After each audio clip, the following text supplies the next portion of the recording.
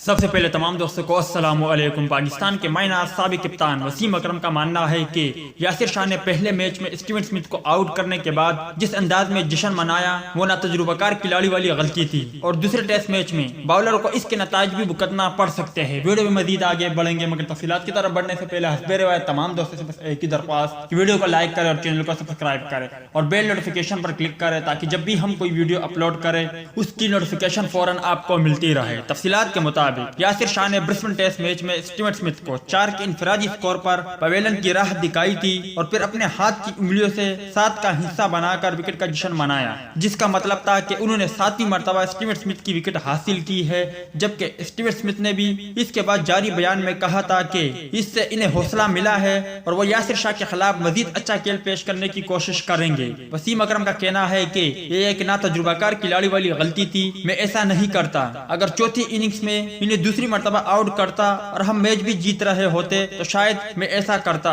لیکن جب آپ بری طریقے سے ہار رہے ہو تو پھر ایسا نہیں کیا جاتا۔ انہوں نے کہا ہے کہ پرانے وقتوں میں جب میں کھیلتا تھا تو اس چیز کو کوئی خیال نہیں رکھتا تھا کہ کس کھلاڑی کو کتنی مرتبہ آؤٹ کیا ہے، بلکہ یہ سب سے آخری سوچ ہوا کرتی تھی۔ آج کل کے دور میں اعداد شمار کے باعث لوگ سب کچھ جانتے ہیں، لیکن بطور باؤلر مجھے صرف اس بات کی پریشانی ہوتی تھی کہ کیا میری کارکردگی سے میچ پر فرق پڑ رہا ہے، کیا میں اپنے ملک کے لیے میچ جیت رہا ہوں؟ اگر نہیں تو پھر کسی کھلاڑی کو 7 مرتبہ آؤٹ کرنا کوئی معنی نہیں رکھتا۔ یاد رہے کہ دوسرے ٹیسٹ میچ میں پاکستانی بولنگ اٹیک بری طرح ناکام رہی اور آسٹریلین کرکٹ ٹیم نے پاکستان کے سامنے پہاڑ جیسا ٹارگٹ رکھ کر اپنی اننگز ڈکلیئر کر دی۔ تو دوستی یاسر شاہ اور وسیم اکرم کے حوالے سے کچھ اپڈیٹ، امید کرتا آپ کو پسند آئی ہوگی۔ اس اپڈیٹ کے متعلق اپنی رائے کا اظہار کمنٹس باکس میں ضرور دیں۔